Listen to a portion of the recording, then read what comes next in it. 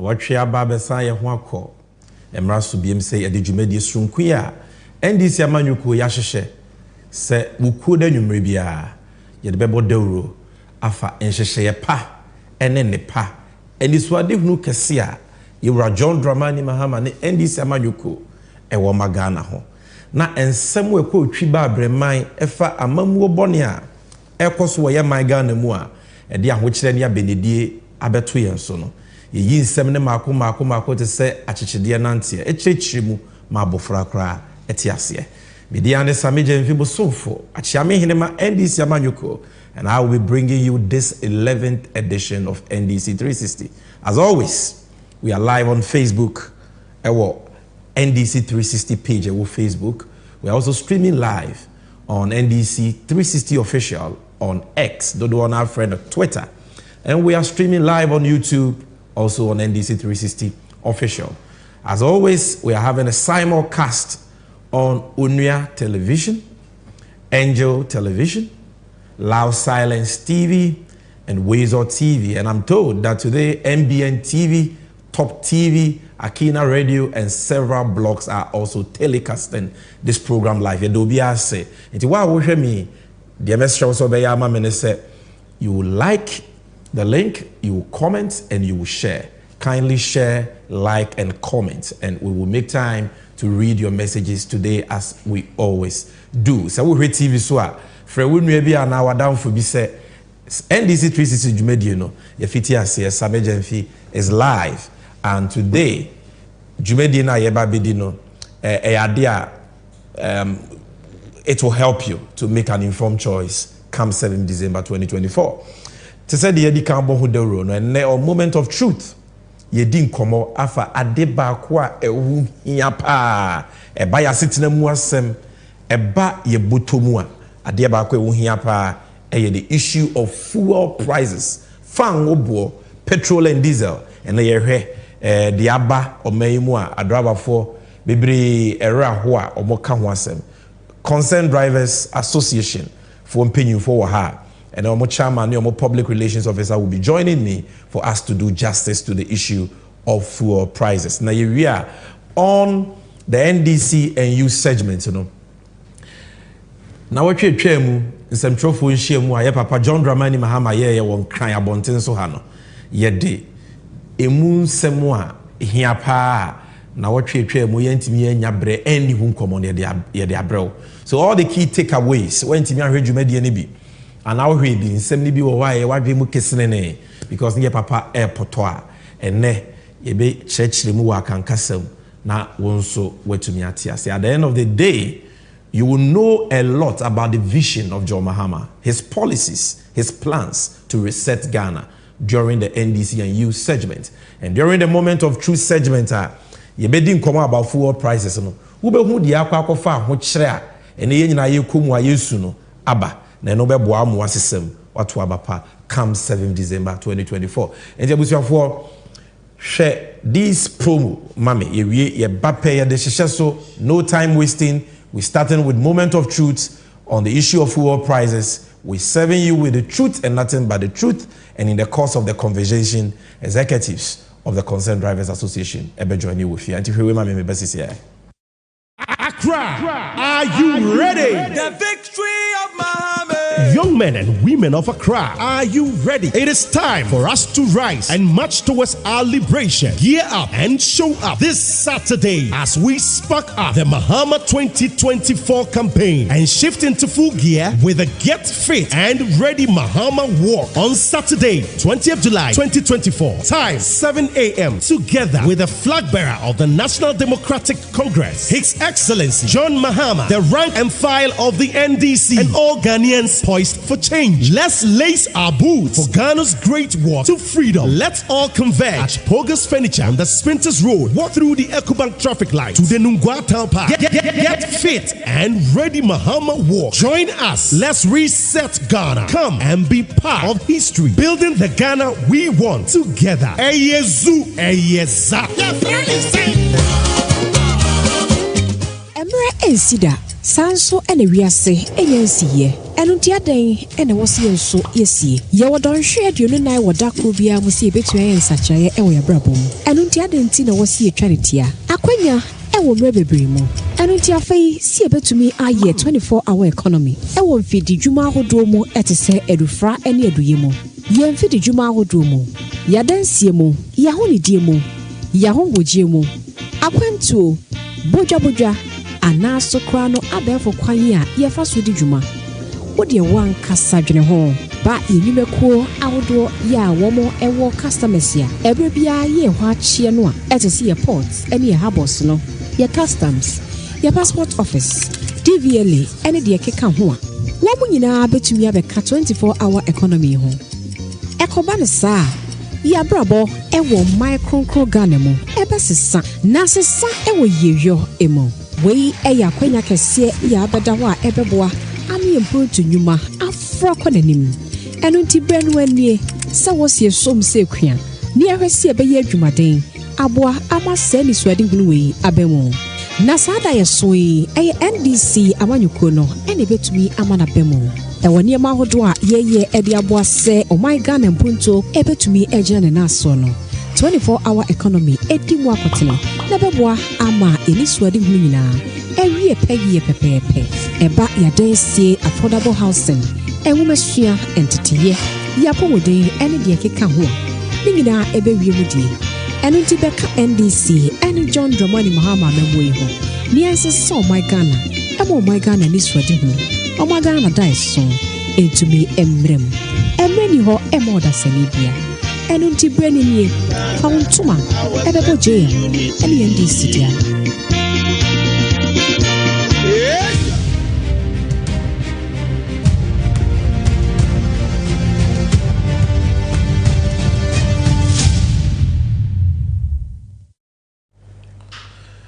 Abusiafo ani ntini ni atwotwo ra mo hweye ewe chichi ni benche me mama kwa babiem eba NDC 360 so efa yadru so is the moment of truth segment.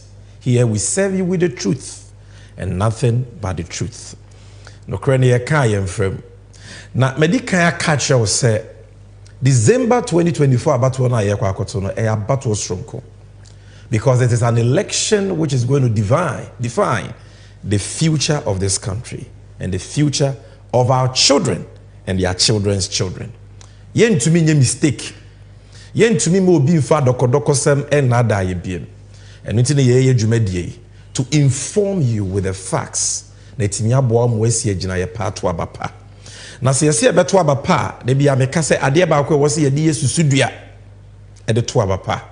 Ya sitinem asem. Hwe wa sitinem na to abapa. And who come and ye babidi because ade ba ko a e affect ye nyina ya sitinem emfa ho ne party awo so we Ghana ni enko ade it affects your living conditions the issue of fan wo petrol bo diesel bo because onipa bia wo fa car na car na wotimo no so no use diesel a use petrol. Say ye what dia na just say woto diesel woto petrol. Say woni car ni bia na just say wotua lorry fare. Ufa Uber wotua, ufa taxi wotua. The okwa so kofa nyema e ba wo de car ne kofa. Ofa free of foam ana ufa free dwaso no de akodwom ana de akod shop. Enti fa ngo bo e na kire car sika. Na car sika so e affect nyema nyina bo. Enti ene nkomo aye ba bedi e ya asem hia ma won hia because it is about our living conditions. Na edie na asinti ene ye kasa about fuel prices. Abusiafo enra asem kese bi betu dwa e wo my Ghana mu. E asem be. Ye da sori a yenka bi hyimu. Fuel companies OMC se wo Ghana, Shell, Total, omode de wo bonsem bi betu dwa. Se efiti ene the 17th of July 2024, petrol, diesel, omoto ni boom. Omoto ni mu boom pa. Na busianfo announcement in da ha no, bosirim ke bi anim. We Shell for there.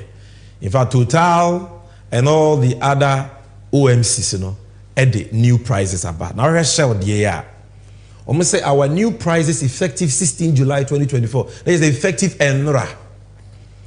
Fuel, petrol no, your friend is super.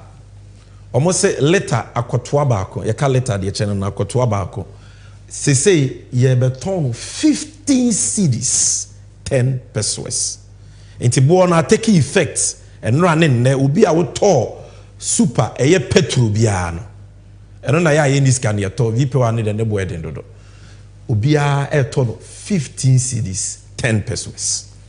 Na de omokaka on say diesel so akotwa bako say omo ton 15 cedis 25 pesos.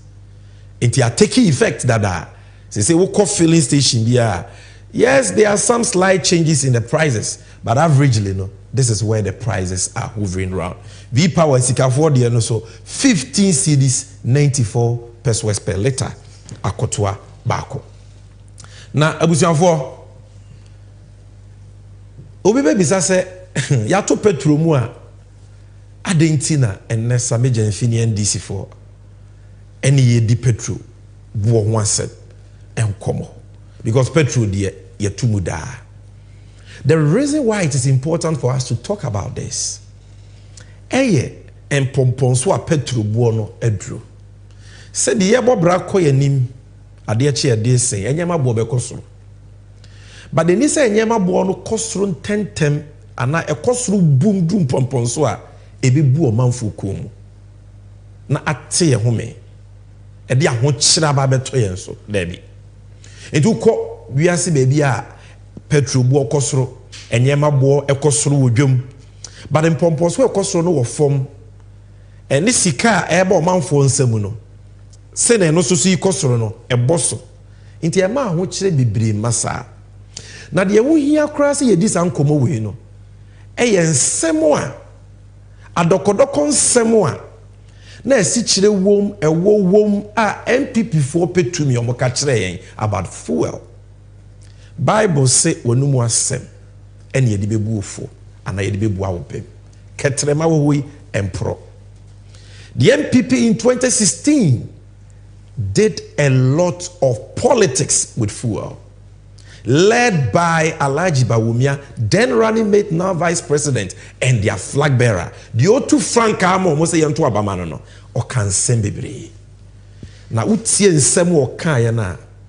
Na what they are to ene die yehui.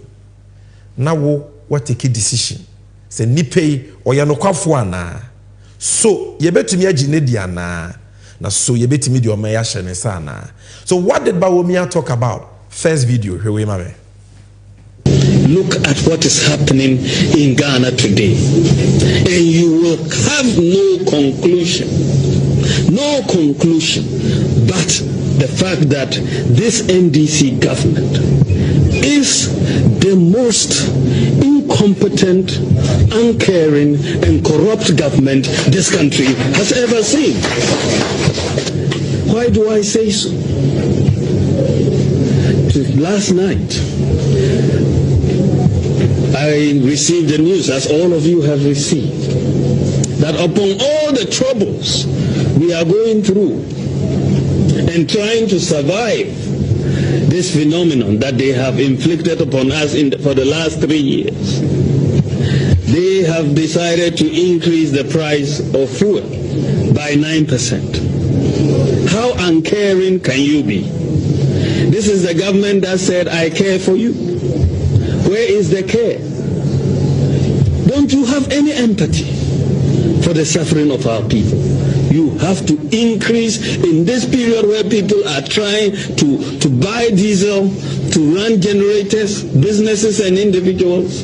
This is your thank you to them, to increase further the price of petrol and diesel and other fuels.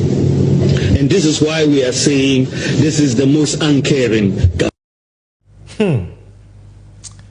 Assembly na da hono o kan ne poto kase na se me de batwi kase mu a de na o kan nyina ne se samre no na ya to petrol mu 9%.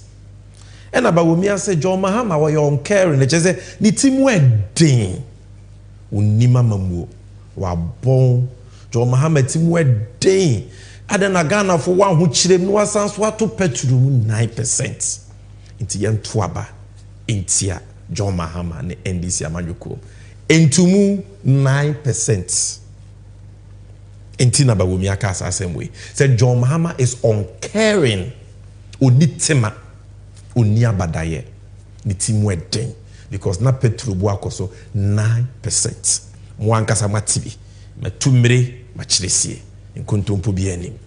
Na nya no nko ano kan wo ewiase abefo ntenten ya abe ya na ye friend Twitter ene mafo ne friend X so no okan bibi so wo ho e ka se Ghana fo mfanye susudua nto abantia John Mahama ne NDC. What did he say? Yakwa kofaba. This is the Twitter handle of Alhaji Mahmoud Bawumia. On the 3rd of December 2016, now ka 4 days near Betuaba. Yetuaba 7 December 2016. Same way okaye 3rd December 2016. Now bo enumere 5:59 p.m. time no never no. The evidence is here. Now there okaye say to the taxi and trotro driver who has been hit by high cost of fuel and insurance, you have a chance to vote for change and all. Until you say a trotro driver for native for John Mahama nitimwe de onitema watu petrumuno montuaba entiano. Na emra na Bawumia kasa asem no. Na petrol bu na yesen. O ka say John Mahama nitima na petrol bu na yesen. Na ne ya ono wotema aba no. Petrol bu na yesen. Producer, let me have those slides. Good. So 2016, the who ni hey, when you find a letter no, I say you try 1L, 1 letter. Akotwa baako, toa kitikiti bi. 2016 ana Bawumia ebo Mahama echi se yento abantia no. Na petrol akotwa baako no. Na yeto no 3 cedis 59 pesos. 1 liter, 3 cedis 59 pesos. Na diesel no yeto no 3 cedis 59 pesos. This is as at 1st December 2016. Ugugola, you will see the prices. We got this from Copec, reported by Star Online and many other publications. Yenim say at some point, not later born or from cry. But by 1st December, now Basro Kakra, and it was 3 cedis 59 pesos for both petrol and diesel 1 liter. And Bawumia said, John Mahama timu edi oni abadaye oni tema oni mamamuo or you corrupt tiyantu abentiano because of this. Or no buy say saying. They said the media can each no per the announcement from Shell. They said the same akotwa ketwa bakui petrol 15 cedis 10 pesos. From 3 cedis 59 pesos, I say Mahama timu edi no. Bawumia the economic whisked 15 cedis 10 pesos no diamaye. Diesel no 3 cedis 59 pesos and 15 cedis 25 pesos. And this was saying in percentage terms in to more by way and they are to petrol boom per liter 322%. And on to more a buy no dia to diesel boom per liter akotwa ba ku say no 329%. Yet MPP4 super Mahama a dinner term a train so say what to petrol 9%. In the case of the video I just played to you. Enti ye koyana se ye buy. Why will Bawumia and the NPP say all these things about Mahama? Na Ghana for to Abama moa into ya sideni. Impenyisi wanye bibi ama wasi anka ye monokrono. Wo de say what ba na wo say Mahama na onya ka 3 cedis 59 pesos nka mani nyina hwe. Ana ka be kosoro kwa ka enko kakre. Why 322% increase in the price of petrol per liter and 329% increase in the price of diesel per liter. Na yenko yenim.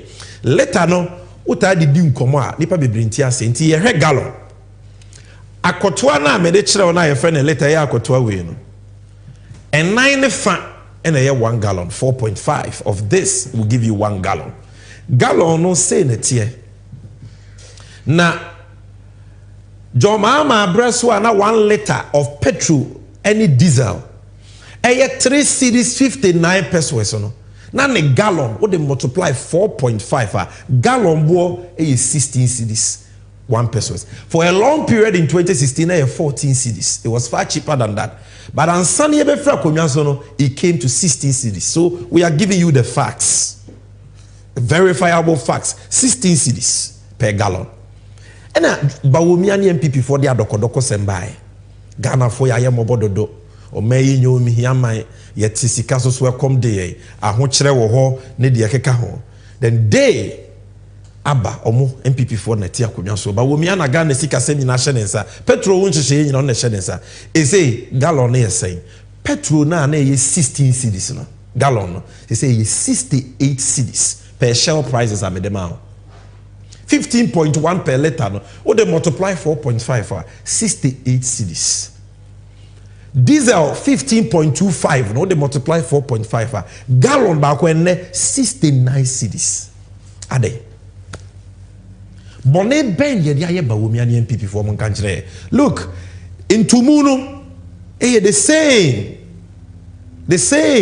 322% for petrol in terms of 1 gallon and 329% for diesel in terms of the same gallon.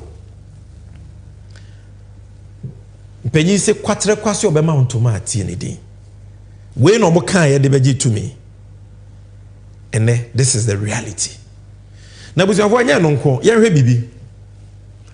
Jo Mahama abreso ana gallon ba ko ye beye 16 cedis, and I've told you for a greater part of 2016 it was 14 cedis. If you do the average for the entire year you will get less than 16. The reason why we are doing 16 is that I feel we 2024 end there. So say a far average for 2016, we need to pick average for 2024. And because the year has not ended, you will only get 7 months. So you can't compare a 7-month average to a 1-year average. But we and that is why we are not doing that. We are giving you Mahama saying 16 and they are saying 15.25. Let's just say Bawomia leta kotwa ba ku yi no akaka krebi na ne bo ene Mahama yellow gallon kese no ayepe. That is how serious the matter is. Waiting na wo bere no waiting na driver for na to car bo mu no not because ayomo pese etu, but this is what they are having to buy. And if you have a car, you know that what I'm saying is true. We are no true do. Na busiafo ansa na me comment ma me nka bibi ncho we be bisa say na den na petrol bo e kosoro sa. Sometimes with MPP for almost say Russia, COVID, Ukraine, there be. It's got nothing to do with that. Enyema mienu pa na it determine the price of petrol and diesel. Two things. Number one, a dollar bo. Ghana cedi no na ho den as compared to the dollar. Because petrol ye use wo Ghana de digu ye car mu de digu ye generator mu de ye dwumadie wo Ghana no. Sa petrol ni diesel no ye kra ne ba Ghana. Na ye kra ye mfa cedis ne kra ye mfa sifa. Ye sika ye de kra ba Ghana pa United States dollar. Enti se aban na oti akonwa so ye na sede ye se obema cedi na nya hoden na agina brane. Na dollar aba form no wa anya na adwuma yie. Na ye cedi ni jija. Ye cedi ni pasca. Na dollar kosro a enam se dollar kosro nti. Petrol ni diesel bo so be kosro. Because omo a omo ko kraba no, sika omo de ko kraba no e be kosro. Let me explain that to you quickly. Right? Mahama abreso exchange rates. Now $1 for a greater part, 3 cedis 60 pesos, 3 cedis 80 pesos, 3 cedis 90 pesos. A course no by December. Now about do 4 cedis 20 pesos. Baby, a dollar course you could do no. open $1, 4 cedis 20 pesos. And they open the same $1 now. And 15 cedis 70 pesos. Not too long ago, we do 16 cedis. About from Kakra, and say 15 cedis 70 pesos. Now here, wait, mami. What this means, they say, they are not kokwan so kofa nyema bagana. Say ya tari, say ya biane, say ya dien. They are not okofa oil bagana, fuel, petrol, diesel ba, Shell, Total, omunyina omo kofa bano. Na ope $10,000 akofa petrol aba. Tieni yo $10,000 and I'm saying that dollar baako ye ton of 4 cedis 20 pesos intino. Na di ohia ye 42,000 cedis. Titi sikano 420 million. Ubenya $10,000. Enei amamwo boni ntia ama Ghana sikasem ejija tetia pansam na dollar te praga bawomia entimi nye wonhwe na di oka na se bon festia ne mameno. And that's how we are going to pay the same $10,000. The same $10,000. 1 cent and count. How much do here? 157,000 cedis. Titisikano, 1.5 billion cedis are 70 million sounds of that.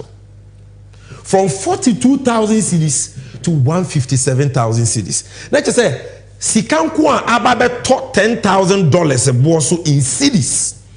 Eye 115,000. Titi sikano 1.15 billion. Yababe toso no. Yababe toso no nkuano ebetimi ama $10,000 aka mahama de ne ho. Asan so kwa ma ho ensesa aka ho. Because of the depreciation of the cedi.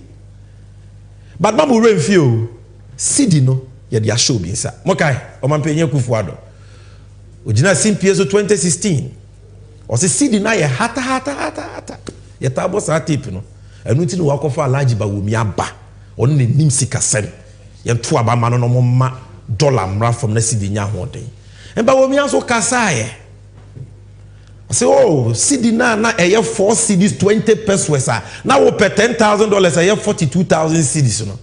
Mahama nima mamu was say Ghana, the economy, say the fundamentals were weak. Now, if the fundamentals are weak, the exchange rate will expose you. Videos me, you produce about what Bawumia said about the dollar. Currencies depreciate when the fundamentals are wrong. Right. And the mismanagement of this economy in terms of the fundamentals is what was driving the depreciation of the currency. You can't be running double-digit deficits, double-digit current account and fiscal deficits, borrowing to this extent, financing your deficit with huge printing of money from the central bank, right, and expect your currency to be stable. The fundamentals will not support it. But if the fundamentals are weak, the exchange rate will expose you. The type of free fall that we are seeing with the cedi exchange rate is a vote of no confidence by market players in the management of the economy.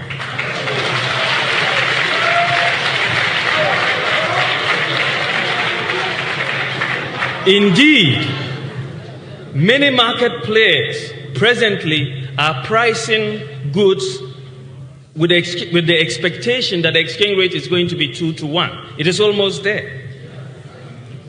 The scary part of this is that we are only just past the first quarter of the year, and we have 3 more quarters to go, and the situation could therefore get worse. This development is not fair to the private sector, and it is certainly not fair to Ghanaians. Ochami oni masem ko se na na wasumua o ma ya deshe dia alaji bagomi akan no. And okasa same way the second video okasa if the fundamentals are weak the exchange rate will expose you no. Was not in 2016 no, it was in 2012 before the 2012 election. It was okay say businesses at boom because omusuru say dollar na be 1:2. There's another dollar ni 2 cedis simple. And I'll say the fundamentals were weak. The first video now, my boy, I watch it. Him said the economic fundamentals are weak because you are running double digit deficit. Bro, 2016. That was the time an dollar and Mahama Air Force Cities 20 pesos. And here the Omani Sika Semwa Shansa. Basukua, Omampenya Kufuad Wapo, most of my Sika Semsu economic management team. Una Yechamai. Una Abebu Bo Dinka say, what a solid team. And then 15.7. $10,000 and then 42,000 cities. And then 157,000. Now you see why I say Bawumia or your truffle. Why you see the reason why I say Bawumia or Kasakwa and Umjangwa. Oni bibi papa bi obet mayamo me. Abuja for nya nonko. Maybe say me analysis be true. Because sometimes we can say ye bi no ntiase. I want you to know a wood dear Bawumia dear. Share 2016. Now 100,000 cedis at our bank account to more. 100,000 cedis, it's 1 billion at our bank account to more. And I'm saying now $1 here 4 cedis 20 pesos sentino. Oh, compare dollar to sa 100,000 cedis, a bet me amount 23,809 US dollar. You just have to divide this 100,000 by 4.2. You will get 23,809 US dollars. And nay and Abawomi o Jano num and fear what train your dear Sika Semashan. The same 100,000 cedis need our account to more. And I'm said dollar bako Bawomia Amamu Funti drew 15.7%. No, Jubenya is 6,369 US dollar. From 23,809 US dollar, Bawomia de sa 100,000. No, what is what about 6,369 dollars. Nature say, what should sika $17,440. What's the way? $6,369. Every 23,809 more. Sika nkwa amamu funti wa hwede usika no ashe. That is why I say elections have consequences. Abatwa ye babetu Ghana for mamu nye mistake o. Hwe wasitinem. Na tuwa papa. DJ Bossa montage na mame.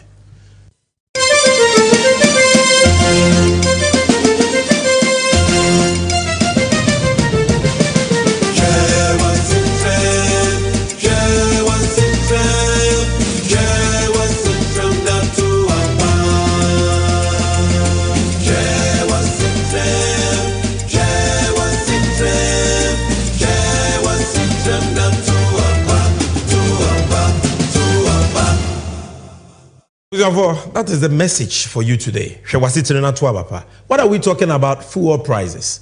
Make sure yentia ebona kosro sa enye COVID enye Russia Ukraine dia oboboa e dollar na kosro. But number 2, ade ba ko asanso amafango bo na kosro a bibia bo aye den. Ukodwomu a bibia bo aye den. Ofa car untimi ntua auto petrol na wusu. Even cost of doing business, their businesses are relocating from Ghana to other African countries. Second reason, it is because of etimodern toa ora Bawumia and Yakufuado. And yagu petrol ni diesel so. Toa mo hip yagu petrol ni diesel so. And the omo beto that I said that's no entumu omo dia tum. I want to accept no one. Omo opposition. Omo say ebania be move Ghana from taxation to production. Meaning so okay. Omo say oh Joma metimu eden energy sector levies kra den was odeba. Ebema petrol boy eden. Ye ba ye be twem. Akufuado was petrol no me ba metiso. Na Bawumia so kasa. And the taxes egu petrol so na koduru sen. Apart from say energy sector levy na Mahama de ba say yenjeje ni emfantua eka abaya hodo no mabrogu ho a cripple energy and financial sector no. Omu baye no esla no omu de akosi a wo waje besia. Na wasn't ye free in 5 years time. That is by 2021. And I'm so omu de akosi a wo waje besia ntini ye betua for the next 15 years. And o masanso ato esla ni mo. But omu wie ye no Omasanso akofa esla for fraba ye friend energy sector recovery levy. A 20 pesos every liter of diesel and petrol. We a new tax Bawumia edi ababeto petrol and diesel so 20 pesos energy sector recovery levy. Energy sector recovery levy now the 18 pesos at to LPG so. Into fat diesel a yeshiao, petrol yeshiao ho, gas so a yeshiao. Baby I the tax aguso. The tax ni the hipani sanitation and pollution levy. Don't want to friend a baller tax. Omiton beso mo sesa baller, ko force sesa baller. Wanye baller tax via on petrol and diesel. Rollins sesa baller ukrum ha. Emra obedi ade. Oma any special tax on fuel. Same for Professor Mills of blessed memory and John Mahama. Why do we need a baller tax on petrol and diesel? You Bawomi, I will say you care for us. Now Mahama is on carry. Why must you put baller tax in this time of hardship on petrol and diesel? Now, because for me, we no mudi si wakranka enye ya. The entire nyabra ye kasa ne se taxes are na egu petrol ni diesel so dada no beto ye no so no. Oma tum boom boom boom boom boom. Yes, starting free. Road fund levy na ye 40 pesos. Say oma tum ako 48 pesos. And in Tumuno, 20%. Yeah, what will be the petrol ni diesel so? Your friend of primary distribution margin. Now you 4 cedis 50 pesos. And normally about 26 pesos. In Tumuno, 477%. Yeah, what will be so your friend of bust margin. Now you 3 pesos. And now omatum 12 and about 12 pesos. And in Tumuno, 300% from 20% road fund levy. Yato primary distribution margin 477%. Yato boss margin 300%. Fuel market margin. Omatum from 1 cedi 50 pesos to 9 pesos, representing 500%. And sanitation and baller taxes also waha 10 pesos per liter of diesel and petrol. Taxes now, omobeto ye na so fufuru ni energy debt recovery levy. Na ye 41 pesos, omodi about 49%, 49 pesos. Into money 19 cedis 50 and 19.5%. And a price stabilization recovery levy so omatumu from 12 pesos to 16 pesos for petrol, representing 33% increase. And from 10 pesos to 14 pesos per liter of diesel, representing 40%. Eti enyen tumu keke. Enyen tumu bumua e bradwen ntiase so. Say how can you be so wicked and insensitive? What diatro ato mahama so say oyon carry onitema because near to petrol gallon 16 cedis. What they call almost 70. And it is because of all these taxes I will boom boom boom boom plus the new ones I would yaba. But nebe ne dia ya ben. Na dia ya kra ne say nanse a petrol bo start say ekosoro no 2022 me pese me kai mo asem bi. You see Bawomi on na no e de sa aboa wo. Na no e de. But the ba mamu pa onima mamu hwe. And that is why you must not be carried away by insem da won na mo keka. Obesi yeso enko wa hye ma medical catch us empanyi se kwatere ko so be montoma tie ni din de oka bebrebe fa petrol ni diesel bo ho andama ha ma me bo kire na kosi sen hwe ka ho 2023 ya last year petrol bo okosoro na Bawomi aso say we nya adwen foforo bi na adwen foforo na wanya no eno na eye adu twam kra hyehye ya ebe ma petrol ni diesel bo akofom because ebe ma dollar akofom your friend hyehye ne say your friend gold for oil na gold for oil no dey ba no ebe ma petrol bo akofom and I nim come about gold for oil emrinti another time we will talk about gold for oil because eno nia dia Bawomi ade bokro no dey financing the campaign. That is where they are stealing the money from. And I will demonstrate that to you. But this is what he said. Was the goal for oil policy to further reduce fuel prices in coming days. Bawomi, March 15th, 2023. ABMPP ni bi hwe me was Sammy Gyamfi video okay oboa. Enti producer, bo video ni ma me no bi ehun se Bawomi aka yampa. So the gold for oil bar a better petrol so from 2023 abomame. I've been told that next week we are likely to see fuel prices fall again as a result of this policy. Next week, it's not actually, Professor has just said, it's not that far. It's tomorrow. Tomorrow we will see the decline in prices that we are expecting. I mean, this is remarkable. 2.5 months ago, you are at 23 cedis per liter. Today, you are at 12 cedis and falling. That is a good point. But let me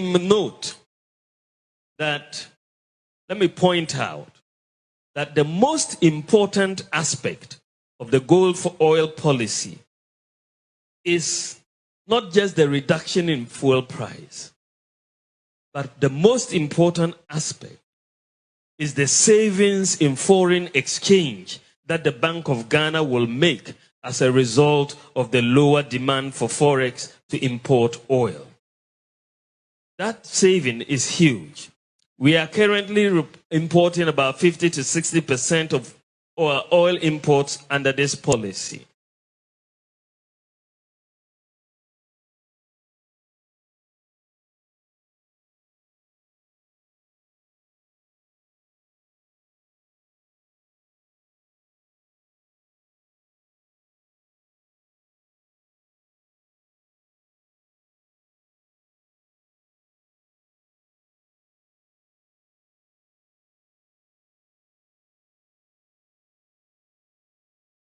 The goal is to move to 100%, and that will be done this year. We will see this done with, and we'll work with the BDCs to make this happen. But the savings in foreign exchange, when we do this, will be an annual saving of around $4.8 billion US dollars every year. A trotechrema, dear Ubipa. So, must say, Bosumi bia BDCs, Omona de Sika kofa oil backroom ha. Omu here bears $400 million. No more de akokra oil aba. Na dollars no, sata na oma say Ghana Sika senti Bank of Ghana only dollar bi odebema omo. Because omo de omusika dollar ba Ghana dia no. Omo de omusika ko. And I yesu yenti min ko bobesia in dollars. Enti BDCs ne per dollars a omu nya bi dollar short. And I say MP before, you see, they will create a mess and they will benefit from the mess through corruption. And to ama dollar short no. I say, oh, Gyamfi bibimra gold for oil. Say ye nya dollar and ma BDC no ma fan kofa oil ma. But Ghana you too gold wa. And ma Bank of Ghana, ye bank no. Emfa sika Emma Bost a buying company. Na bust the assembly ye ma mention boko yemma Bank of Ghana emma aban sika ma men kan sa na aban enko hwehwe omo to gold including galamsey for no onkoto gold in free omo because gold no turn Ghana obeto ni cedis ye per dollar ma BDC akokra fa nwa ba ye ni bi nti yemfa ye cedis enkoto gold na ye to gold ni wi a ye the gold no ebeko amanoni akoton ye yato gold no every minus wa na ye the gold na kwa amanoni akoton ye ton a ye benya dollars ye nya dollars a na ye the dollars na ma boss the akra oil aba ye the sa oil ne badwemu a Ghana fo benya petrol diesel agu omo kan nya biato. So the question is that omofa Bank of Ghana sika no koto gold na omo to gold ne sen omo ka kire you don't know. They don't tell you the price at which they buy the gold. With the cedis the Bank of Ghana give them. Because hono connection in na wono. Omo kwa yes say masa gold ni yes say oyebema say ya buy. No matter so. No mo de obunchu ba to so. So gold bebreba omo to no they are making a lot of money on just buying the gold. Hoye corrupt interface back on. Omanya gold na wie no omo say de kwa manone akoto wanya dollar. Ebo omo de to na manone so bi anim. No man sounds why your more connection on the selling of the gold. Ewe bruchly. No mo di biato so. No ma jiasho mubutum. They declare only parts. Okay. okay, what ton gold no enya mfaso kamanisi when ya dollars. For dollars ne bra BDC is no more per dollar akokra fa ngono munye bi no. Because obunti na the good for oil ne buy. And it is their business. It is a what ton gold. Na what ton no when ya dollars are. And what's out the dollars neighbor Bank of Ghana na dia ma BDC no. Oh, ba wo mi ase there bi. Na ni ate papa. Enti omoje dollar na no mo dia ma boss. Na boss for na dia koto oil. Ebo a omode to oil no so bi anim. Ti omokwa no ma negotiate. $1 no mo de omode ato so. Then they come and declare $1. The omode ato so they won't tell you. So they are stealing from you and I 3 ways: the buying of the gold, the selling of the gold, and the buying of the fuel. Now one day we will talk about that. But let's fast forward. As I concerned drivers for joining here. Medical what you say petrol workers were affected because a kakesika which affects everything. You know, normal driver for bar about the impact of these increases on lorry fares. And you make a lorry fare when drivers are here. But they met to me, I can't want sem a you want sem because Bawomia 2012 for KMBB. Now you're in fee, if we say you're fee. Here you have it on his Twitter handle, 3rd May 2012. Now, both enumerate 6:21 p.m. and then they was here. Also, the prices of basic commodities such as gari, pure water, cement, and prices of fuel products had all seen triple-digit increases. This is what he said. Okay, Malata market, but we may manage deal. Or your lecture, I say, oh, my Malata market, and my boy, my boy. It's yes, we are kujum. Edwiane body ebedi. I'm showing you. In Sunsansua petrol buona akosoro no enya woyen so not just on lorry fares, even aduane ayedi adura yare ayenom de edi sit down de ye edwumade I mean twemfo nyini bi nchel tomato 2016 na sa bucket tomato bako 8 cedis and then kind prices na be dey my way baby I want it may be slightly different but it will be around the same price 8 cedis in 2016 and 120 Ghana cedis. We check the prices today. Opa komalata na komakola. That is the price. From 8 cedis to 120 cedis. Look at the yanka say man adene bo nkoso. Nti ke free 8 cedis kwa ba 20 cedis kwa ka enye ya. 120 aden. Ghana e Syria na. Oh my Ghana is say adana amanfo ana. In toast yedua bi wo yekroma.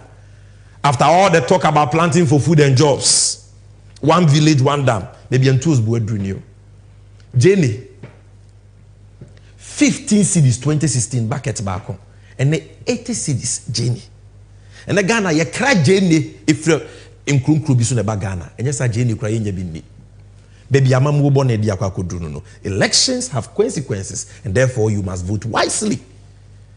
Gare Oloka, when our boys, no, and the gashet ne de keka ho yoko gare udi gusua na tuk ama kama olo kabako gare 5 cedis 2016 na mahama yese mahama team wedding and they say 30 Ghana cedis gare in Accra maybe I want to say baby maybe 25 20 but Accra I told 30 cedis go and check gare I de banche na yo abro bag kese no Yane Mahamate 170 cedis. And then the same bag, 1,000 cedis, 10 million. 10 million. Kokonte la pewa. Boys in the paper. My cameraman Gideon, the favorite. 2016, not 200 Ghana cedis. Kokonte o. And also you had the bunch na ye. And then the same kokonte bag kesiano, 1,200, 12 million.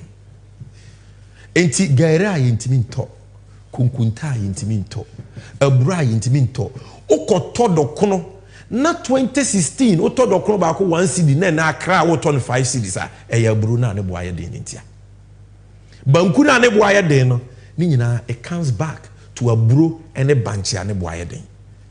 That is why we are struggling. Enti food inflation according to World Bank in Ghana is one of the highest in the world. Food inflation. Akoko, and then the obedient cry, Akoko Fosu, and if Akoko, 2016, 45 Ghana cedis, and then 220 cedis. from 45 to 220 cedis. And cut your granule paste. One paint bucket back, we say. Not 2016, 30 cedis. And then 190 cedis. Kosia crates 2016, 12 cedis. And then 70 cedis. When you're on for 60, baby cry chance, Kosia crate, opa Siena. Bayere Pona, Yana Mahamatena 5 cedis. And they do 40 Ghana cedis. Baby 50, minimum medase. And cried okro, now 1 cedis. And then when you're for 3 cedis, 4 cedis, baby 5 cedis. Ketwana is going for 4 cedis, ewa Accra, dokunu and then Kasiana near tono 1 cedi 50 pesos, Mahama Bresson, so 5 cedis. When I am a yanemo, and mono nayame yan, me dre woman tiasia. Gino rice, mu me papa, na 25 cedis, 5 kg, no, and then 165. Yakasa bawomia ni timu edi onima mamuo no be say Ghana almost NDC for the man wedding and as Sammy Gyamfi na say and enie yes komfo ne say o man mu akuro mu a otimu bi we are all feeling it. Lele rice, go and check 2016 18 cedis and then 125 cedis. Cindy 10 cedis 5 kg no and then 100 cedis ade and then see won yema kra de bobo iron rods 16 mm no 2016 2,800 and then 9,000 yes opa etwa na china ko shop ko bisa 9,000 na wa wo hwe me a wo ye MPP ba wo me enkofo we tina so a wo be na to iron rods esidan cement mama breso 27 baby ana ne bo eden kura no 1 bag 50 kg and they say 108 he cable meter ye de wire die no na 73 cedis one quail say and at 352 and the keka ho mamefa we nwie enro no off the counter we yare a wo drugstore ye bisa prescription no ayeto ma F pack 50 pesos 2017 ya and F pack 3 cedis from 50 pesos to 3 cedis Lufat me just the way be malaria draw 2016 5 cedis and 30 Ghana cedis Mojadro we ferroglobin syrup na 30 cedis 2017 ya and 100 look at it Mojadro inti wuti ya F pack untiminto malaria draw untiminto ferroglobin untiminto health insurance wa ya guno paracetamol cry ya say wa akoto wade na we mu two so ORS and also so from 40 pesos to 2 cedis 50 pesos and I can go on and on koko do no anaso na ye tono 4 cedis 56 pesos and then 98 cedis koko dru nko ane wa no Cavedor 15 cedis 2017 and 261 Forziga na 70 cedis and 840 cedis wo koko na to koko dru you will relate na wo nyi koko so ada obenya koko tobia obehu se amamu bone the Bible crack was in penny bone be di o man so a o maili si apene and that is why we are suffering because Bawumia is clueless bankrupt in ideas the onima ni adokodoko nsem atrote chirema and ode dada enipa now we have sanitary pad our baby ade be ye ne hu yie o baby I mean how can you be so wicked o baby a buninsa and then ya sanitary pad 2016 na 2 cedis 50 pesos and then 18 cedis always na 4 cedis 2016 30 cedis look ntumu no wa ka no kire wo na bisa wo say wadwuma wo ye no usika na akosuru say so how will you cope so abusianfo the petrol bo no de ekuni and bibia ni wa ye be ka MPP fo mu betie because ya kasa from 2017 be sinne said dollar no you are not managing the CD well dollar be ma petrol bo akosoro mo bobo sia dodo mo di twa manum ni pay lose confidence in the economy and when they take their monies away it will depreciate omantie yes the taxes are mudi good petrol so no and they ahokire beba munya o kan kra no mo ye more and here the COVID levy abeto yen so ye the e levy ye the be okutwa bet this why ye ju sika in Kenya me say His Excellency John Dramani Mahama wahye yen bose obetwa e-levy ni mu obetwa betting levy ni mu obetwa covid levy ni mu na sa taxes bebre ye gu petrol so ama petrol boy den no wayi bebre free ho and so before Concerned Drivers Association be join ye no de medija wo ne se hwensem wa makin impenye si de odade jam nanim se de se ne fa you know your conditions of living fato to 2016 ho na hwe wasitinem na fato abapa producer bomame ya bape Concerned Drivers Association and we'll be talking about the impact of these recent hikes in fuel prices on their work. The entire motor car boom ama ye ho akire ensa no omode mu nkire mu nyina bebre hwewe ma me besisi ai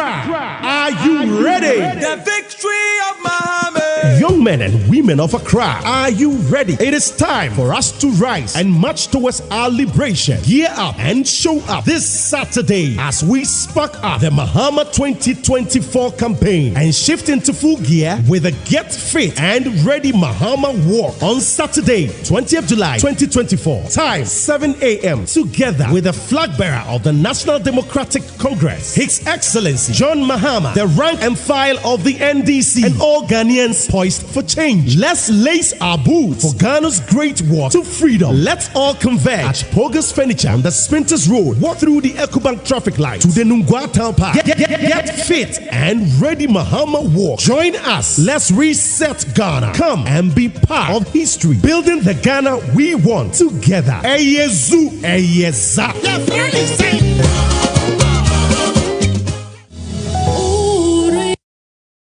Raise your flag to a new dawn. We've walked this path far too long, so let us rewrite our history.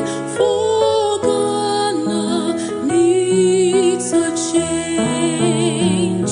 And may the heavens rescue this land. We need a man with vision to lead. John Mahama is the man. Ghana needs a change.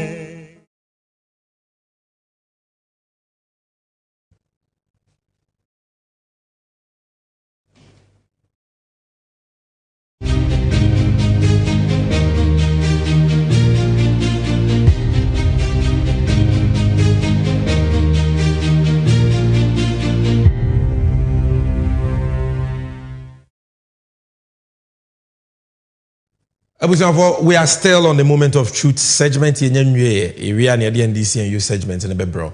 But I'm joined in the studio by executives of the Concerned Drivers Association of Ghana. Chairman of Concerned Drivers Association, Dodowana Freno, Pa Willie, or studio ha. On the Kasama for Concerned Drivers Association, Yenuya David Agboatu. Impenyu for Mama Kwaba. Yenuya.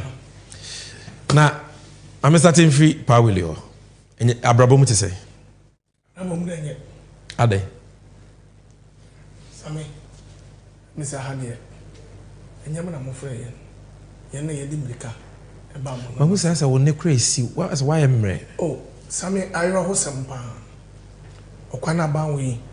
e de nga driver for faso no se ye nyogefo a menyini se oman ye betima tram bio if say hiafo ma mobruhufo ma ani kita trotro ne taxi iskafo ne mane de ni gya woko omunyina adwane from anim ne na ya kanso so ye besom na abane se oman ne nya adwuma se be ne yedidi we are driving na se ukita nkola enan anam yenu oyire ne ukunu kanwo a uso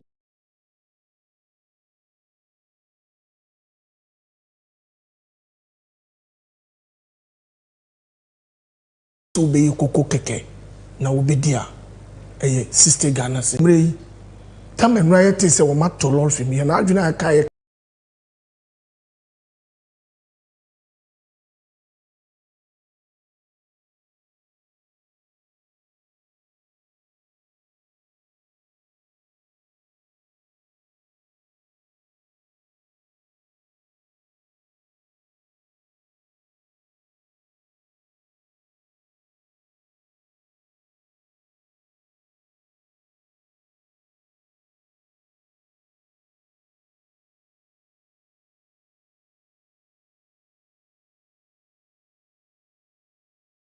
kan say say na ye beto lol film kura na ye na driver for ye be hihye if say ye junior ma me no mo ye ne papa no ma say bi wo mkotu banji friend kura say ba ani ye ne papa no ma wo mu bokoko ni ye dwene won e na ye tie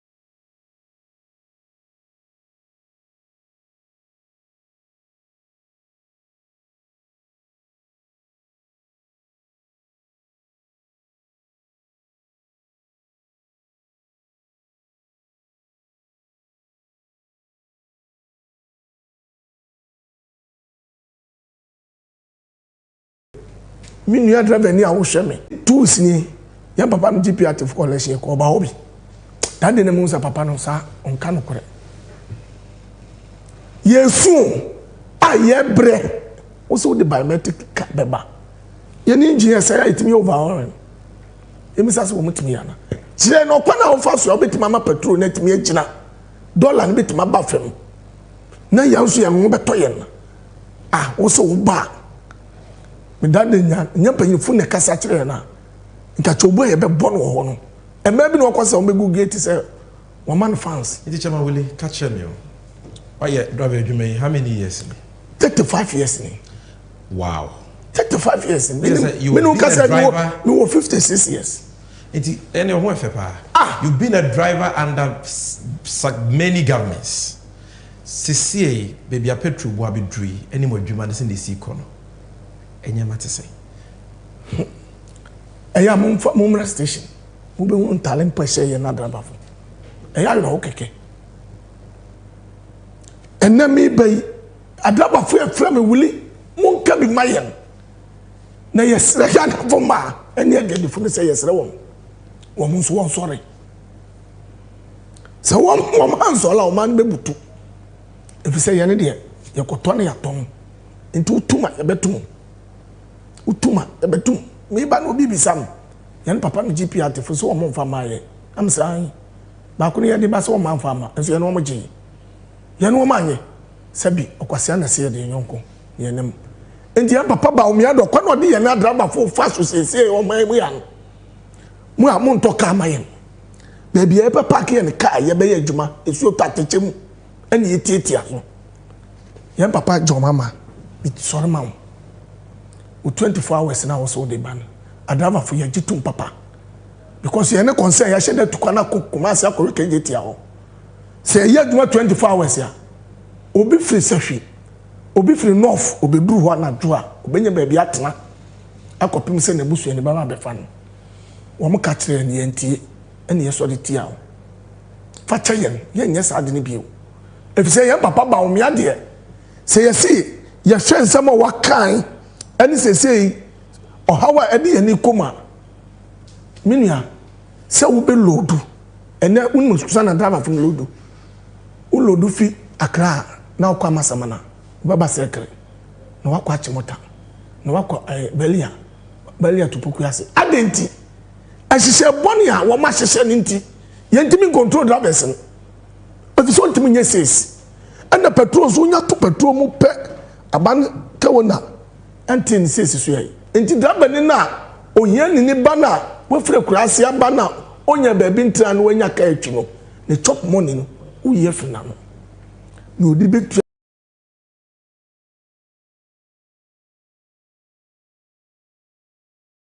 ya danaka wo ye fina no no di betu water bill wo ye fina no no di betu alert ya matum ne bode ne adaba fu ye ntimi ntua ya to prepared ne na sa be ko na dan ntokwa wo fie yetim ana adaba fu dem ye adwuma mu ntua alert ka adenti ehihye ya ban wa hihye ma adaba fu ekutia ye Yama no ntoy na wo so biometric card na ba. Biometric card so masa yenya overall. Enti fa kwampa so se obehwe ma dollar na gina. Sese yesi ya to lord film. 2 months na ya kase ya to mun. Na o kase was dollar na 15 something. Ene ye kwabo so kan. Ye kwa no wo mo se 15 something na wo mo kiteska enko se bi mra wo. Na brosa wam ka chen play say brosa wa pasi obi so be bram 3 billion me kosa se me spare parts so kumo anu kula den ka 2 months ni me koto vet engine me 28,000 say 13,000 no what 13,000 me na me ka cho me we sitting down me wo enra de me kwa me ba bia me koto en enti kwa na wo the trans first mo ba no so bus mo ma ni bi a teacher fo a nurse fo pensioners. So the message is that Enyema say. Enyema the transport center they are say kura. Meba mamem ko PR so Mr. David Abuodo. Mema wakwaba. Sammy meje also. I drive adwuma no also why in fee say. Mr. driving adwuma say 1990. Ntika create year me o. Just a Mr. Sia. About 34 years so. Exactly so. Wow. Yeah. Wow. This is in print hifa na we adwuma station bay. Me wo La Paz to Tema. La Paz to Ashama. La Paz to Tema, La Paz to obi animo. Obi. La Paz de enye mi station nko an o. Station na etwa La Paz hu hie nyina. Obo David Abuado di am hie to krom krom de obeba me ho. Na me so de me pese woni me di nkomo se me hu se nyama bi si wani. De ade na nkomo be na wo emma ahwefo ne atifo awasa nyame. Yo me da ase. Nkomo yi wo hya ase Ben now fan your line because oh you know your friends and diplomatic dodo to say a lawyer for there. Yeah book your friends and bushia before. Inti yeah there ne there. We know so what John Mahama gallon time no. Say gallon mo be hwe ni year. Emra na ye kwa koto aba. Ye campaign 2016 price ni nie.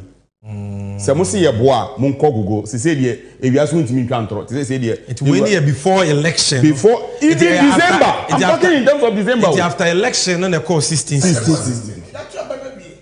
we na ye tono sei e wo John Mahama breso the me mfa wo free John Mahama breso ma ye nkoka se e politics na ye ba be ya wa driving juma driver ho asem na ye ba be ka and J Kufuor na 1 gallon say no na 5 cedis 68 pesos 5 cedis 68 pesos okay full gallon say na 5 cedis 68 pesos e wo friend saying Mampanyi Kufuor abreso Mampanyi Kufuor fa free ho no Atamos any Mahama be fa free 6 cedis on be fa free me dey me fa the we are because on be fa free 7 cedis some pesos be me fa free we so na me nkyerɛ wo bibi omo bae no Mampanyi Kufuor me fa so wa running in 8 years omo so omo be running in 8 years omo fa no free 5 cedis 68 pesos and omo running 8 years no omo dija 14 cedis 26 pesos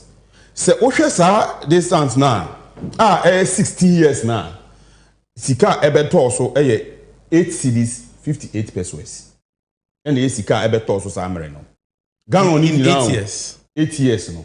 Says can never talk. Atamels no John Mahama. Atamels no John. With the 8 cities. 8 cities and the two so. But yɛn fa ne sɛ John Mahama mmerɛ so ɔbɛfa ne tɛ sɛ deɛ ɔka ne brɔfo mu sɛ ɛyɛ 16 cities no. Yɛn fa ne sɛ Oka Kufuado. Meka Kufuado ɔbɛfa no Atamels mmerɛ so John Mahama ne Atamels mmerɛ so ɛna ɔfa no 16 cities. Sisi a me ne ɔka sɛ ɛyɛ 68 cities.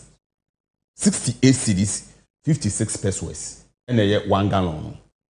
Na ohwe sika abeto so a eye 50 cedis and 3 pesos. 50 cedis and 3 pesos. Under 7.5 year. Yes, 8 years no.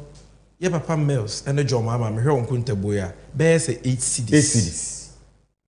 And MPP for 8 trouble almost no.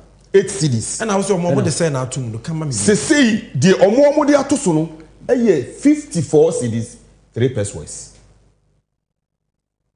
Say yen na dawa for yekunta nya mo amokunta ye no mo hwe se nokre na ye kan na because current price na e market this year no eni current price e market eni 68 cedis 56 pesos and ye ton no edwaman so this year uko Shell uko Total uko Gwela that 3 companies no omo price na ye ma enti dey na sa ntumu kese nsunsuanso be na enya no wo wadwuma ene wabrabo Sammy say we dey when be sakra enye because me wo infaso 8 cedis 50 pesos wo me botom na mitimi hwe fie na eyeyie na wo de sa 8 cedis no na fi say me spending 54 cedis 30 pesos and so na mato 1 gallon nsisaso ne be na enya wo me so ye ba studio na ye ko a wo say ye dress shepe Bebra station na behwe ye hye seminit na dosta da ye kom na tse enku yi wo ya brabo mu kra first driver ni eni hwe kra no o ni kaki ya odbe kire akrantia se ya hye e wo choba say graphic and time Kofi Brookman aye nkatie eni buru kra uti stie chi obeto awe kra na wo dwen ho because the next moment no unim say ufuel no e so beti ana esonte na nie eku yesesei pa spare parts bo no won me wo receipt edamika mu ha metimi akoyi ni nyina be kirew a period of this very month here my top engines 2 amame cars me use Sprinter bus ba ko electronics and ni mienu nyina electronics be esan se sika ni ho ntino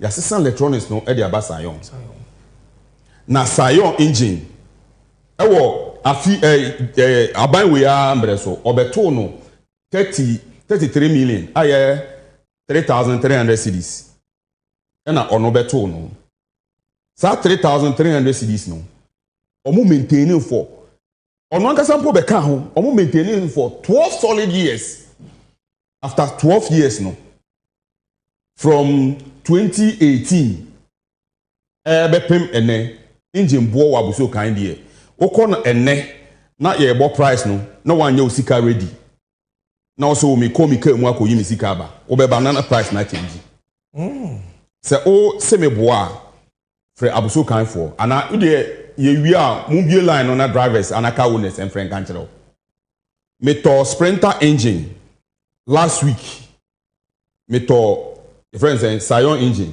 me to no 240 million cedis Sayon man to restaurant no Sayon no e mu tu ye wo restaurant and ye wo Sayon ansa na ye wo electronics engine angasa IS Sprinter angasa engine me to Sayon 240 million Titiskano. Now, the week later, me sato electronics engine. 420 million. Hey, 2016 na be saying. 2016 electronics engine no 220 million. Yeah, now we turn 400 and something. 2016 no 2016 160 million. Sorry, 160. And a Sayon 33 million. Sana na eti o market. Na is free Sayon every 33 million abase. 240 million. From 33 million, 3,300. No? Yeah. About 24,000, 240 million. I know na make catch it all. Wow. Inti spare parts board here. Say ekunye wo. Inti spare parts ni twamo.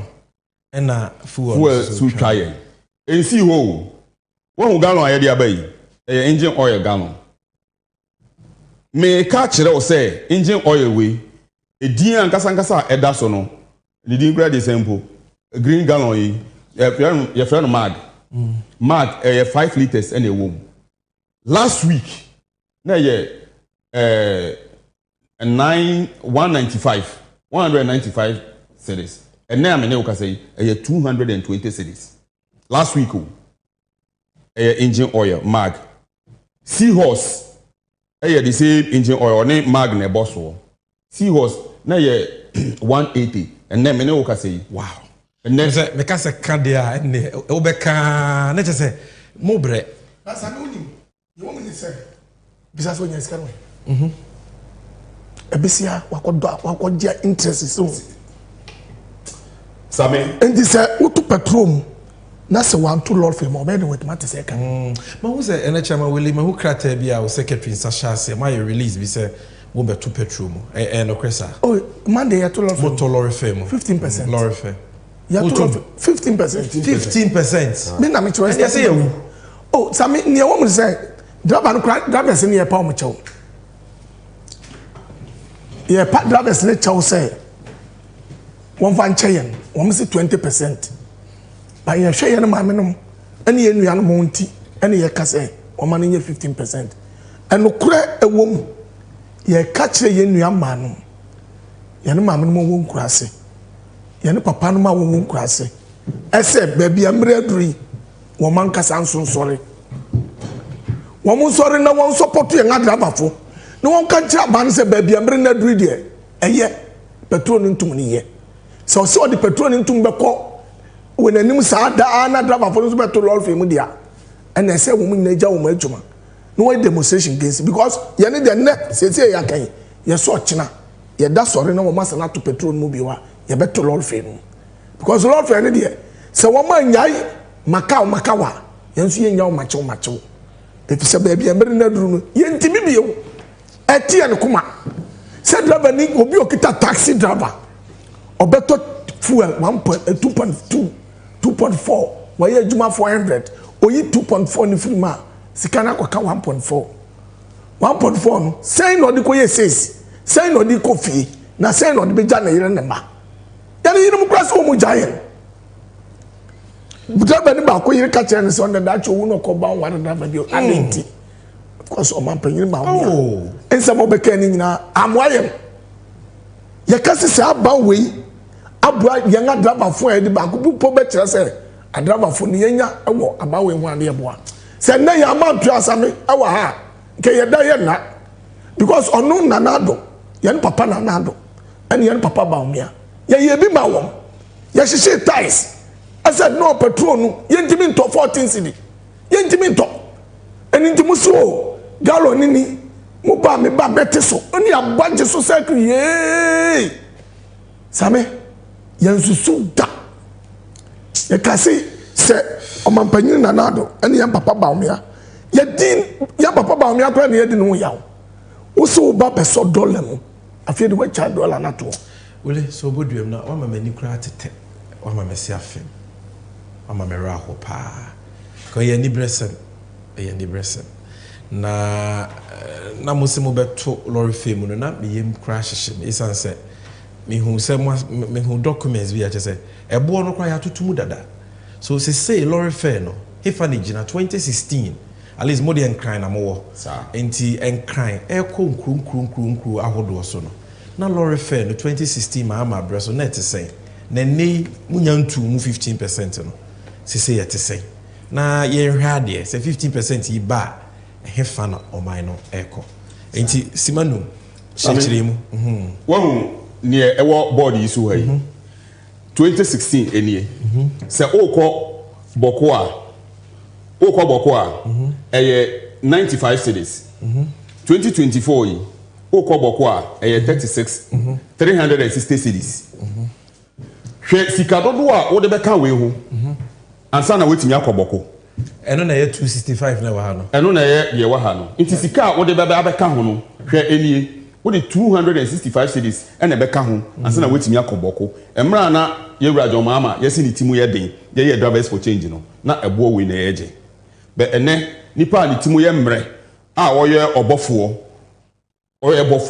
hwesika ye gi under ono ufiri wono mu a na waba bolega ana paga 80 Ghana cities 80 cities 2020 cities no baako and 9 80 cities Mahama Breso asem na okay. Mahama Breso 2016 asem na meka. Asem America no meka 2016 and 2024. Okay. 2024 no ye yemfa Monday dey eba no mfa nka ho yo. Current one wo mu ya na meka kire wo. Current one na meka kire wo no. Boliga price ni. Mahama Breso na 80 cities. Say 340 cities. 340 cities. Wo chesika we mu mienu na wenya the other so no. Chesika no percent the abeto so this ukra 260 cities and say na wetimi akọ paga ana boliga tamale 70 Ghana cities 70 cities and say na wakọ tamale sika abeto so 300 cities and say na wetimi akọ tamale sika ato so ne 230 cities o the back percentage wise 329%. Accra to Tamale is uko Tamale 3 million. Tamale is my second hometown because school ala mashewu. Inti we for buses born okay. Buses born America akire wo. Se oko Tamale a ne bo no. Oko wa na tete no na. But mo hwe no mo fa messages mra na ye hu if na 65 cities. Say 330 cities. Sika wo de beto so no 265 cities. And sana wetimi akọ in percentage wise no 408%. 408. What they no? Wa. We are Nandom so okwa 90 cities. John Mahama time no. 2016. Okwa 90 cities. Enne okwa 350 Ghana cities. Ntumunu nko 240 cities. Percentage ni 284 cities. Esan se mre ni honti na mpesa me bone tewtewu no. Oba ha ye Sunday man so any 90 cities. And also your friends saying 360 cities and a Sunday man. Na percentage no so ana sika obenya ansa na wakọ no any percentage ni 300%. Ufiri wa babupe. Oba bupe nso a sika obe yeje John Mahama Breso 2016 no na ye 65 Ghana cities. Say 280 cities. Uhia 215 cities e dia soso ansa na wetimi akobupe. 331%. Ma hu techiman bi wo. Oba techiman na ayefo sabetie. Oko John Mahama Breso aye 40 Ghana cities. From every incline eko. Every incline. Eko techiman na aye 40 Ghana cities. Ene nkranza na aye 40 Ghana cities. Nkranza ne techiman de enti a eho eko wa maye ni se yekoto ebro ne yama adwadifo no eho pa na omko ekofa ebro ne eyi edeba. Enti no wo de car si wo se wo techiman and weekend titupa weekend na 40 cities say 170 OA bus any yenuanon VIP for nkra ni nyina the same price say uhia 130 cities and all their 2 million no so ansa wako ni percentage nso ni de toso ni na biko wachi baba ko bi bai we no ye de we kintampo na ye 50 cities on say kintampo so ye baby a amafo pe extra hwe kopa because a tourist center kintampo waterfalls ni ntino ye the amafo tutu kwan ko hoba na 50 cities John Mahama Breso 2016 say 170 cities o ko ho no ma just o pe 130 cities e the soso and na wetin me do kintampo in percentage wise no 260%. Wow. And me call OA for OCCA. These are the prices. Price obenyani. The empire mahumi krom so Sunyani 35 cities. Okay, se me boa ufri Sunyani. Inti Sunyani na price by then oba Accra na uti asen. Same oba Accra na uti asen. No carry through do 35 cities. Is it must say 170 cities. They say uko Sunyani asika obetu eni. The other so 135 cities and now waiting for Sunyani. Percentage no so 386%. 386%. We your friends saying nkran kwanta wo ko nkran kwanta just say ukura 45 cities mama mreso ansa na wako but see am ne wo ka say hwesika dodo obetua 200 Ghana cedis 200 cities ansa na wetimi akọ no mo percentage na eye 1 cedi sika wo hia de atoso no eye 155 cities ansa na wetimi akọ nkran kwanta wo ufiri ho no mo a na percentage na percentage no sorry percentage no 300%. What you say na waba drobo ene doma doma de me kantima bi wo ho nti no me duru ho na me ni age doma na 40 Ghana cedis 40 Ghana cedis no na sesei current one we Accra to Doma Accra okay the American nyina America free capital city Accra Hanamo Accra airport enkrom ketewa ni muso moving from one area to other na be say ya o sure minua oba your friends do na oba sampa na oba your friends yeji ene atebu ni nasifo nyina say the same thing na ekọ prices ni na egu ha bebre. Okay. The ayame de bibri aye Kumasi. First who go Kumasi a okra 30 cedis a we do Kumasi. Say won kra 120 cedis a won do Kumasi. Na me kana man ka mikro man ka ho abeya me yapa because me angrani me free voter. Me ka ho me nka we mo me de ho any applaud de na betwa to. Oko first a na 25 cedis. And na me ne okata 90 cedis. Ukoho Accra to who mama breso na yesay na 25 cedis ene na yesay ene 90 cedis ansa na wetimi aflawo so aflawo ukwa aflawo a mama breso na 30 cedis ene 88 cedis ansa na wetimi duru ho but uko Medina de bobo say Medina price different from you running La Paz ene your friend say Tudu Medina uko sisi a me no ka say ya 92 cedis ansa na wetimi duru aflawo Minu no medam was mrenti de me pese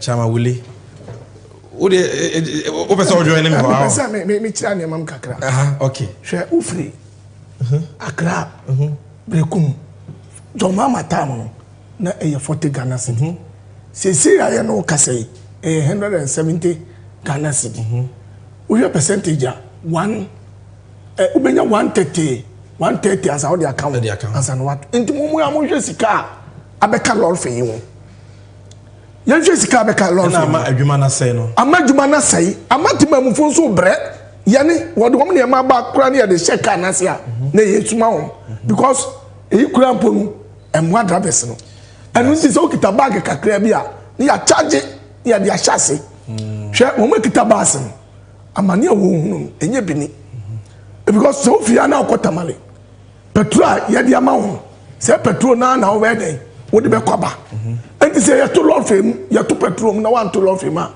graba ni chop money a obenya no akọhye petrol nim enti se wo ya ban na transport eni kito mani nyina eni pa wo mani nyina transport ni kita wo na se wo yese ne ma se ya na wo aban no pese temamufu na den ye so chama wili aban we de omabubu nu ego maso unim se bibie ni wa wo ka omobetie enti me kwotena se na in 30 seconds hwe camera imu ame na wona Ghana fo a omo de mo driver fo mo bre no oni wunuanom driver fo mate fo ne Ghana fo kasa omo bete wase so just look into any of the cameras ubeti mahwa na wona Ghana fo kasa about where da yanimi de mo driver fo da makoma so a mo hwehwe nti upahwe ha man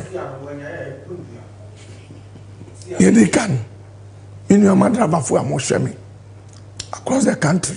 Baby, I would gina was shemi. Ye ma yam papa baumia and yam papa nanado. I answer woman and what the anakotu bomuno and nimbi freyen umienti and neno. Not 2024 election. Yes, science. Say yes, science. Nay, I change your bano. Nay, I what the answer can be done and canam. And Merina cano, I am ready say a sorwaka. No be a yajuma at the bois, not changes back.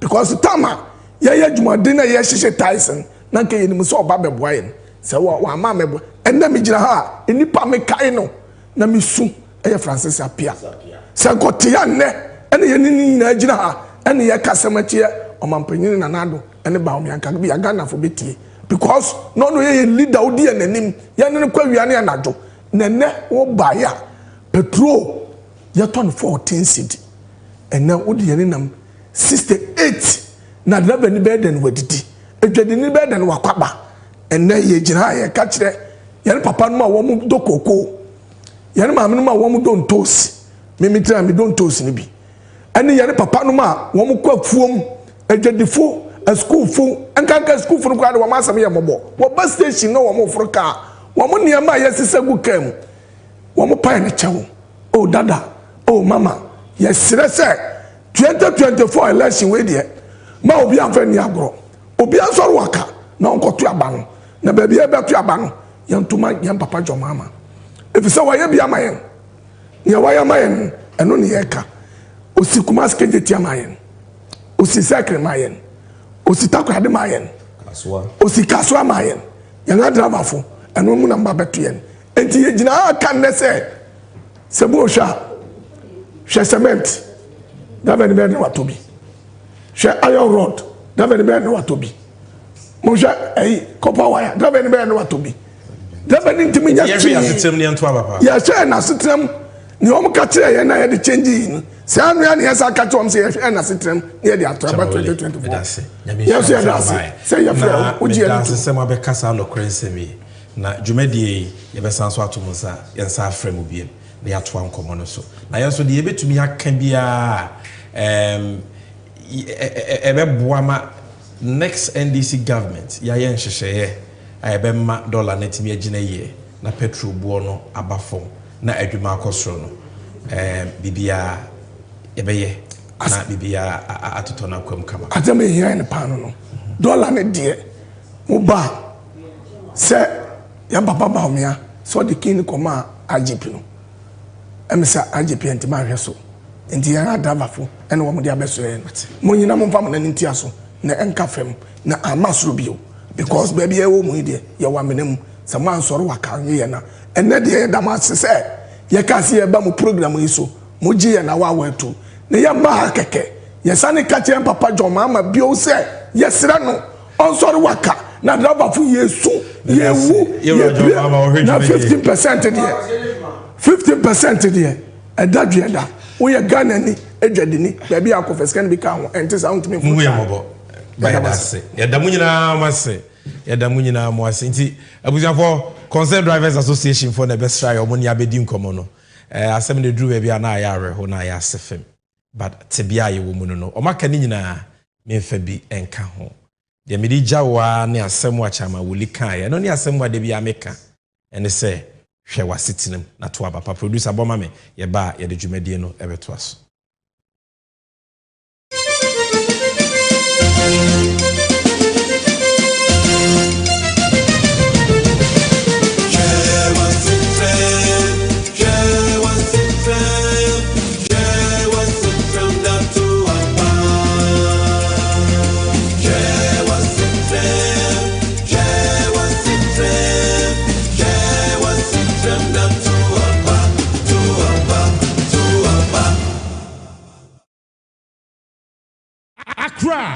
Are you ready? The victory of Muhammad. Young men and women of Accra, are you ready? It is time for us to rise and march towards our liberation. Gear up and show up this Saturday as we spark up the Muhammad 2024 campaign and shift into full gear with a Get Fit and Ready Muhammad Walk on Saturday, 20th July 2024. Time 7 a.m. Together with the flag bearer of the National Democratic Congress, His Excellency John Mahama, the rank and file of the NDC, and all Ghanaians poised for change. Let's lace our boots for Ghana's great walk to freedom. Let's all converge at Pogus Furniture on the Spinters Road. Walk through the EcoBank traffic light to the Nungwa Town Park. Get fit and ready Mahama Walk. Join us. Let's reset Ghana. Come and be part of history. Building the Ghana we want together. Eyezu, Eyeza.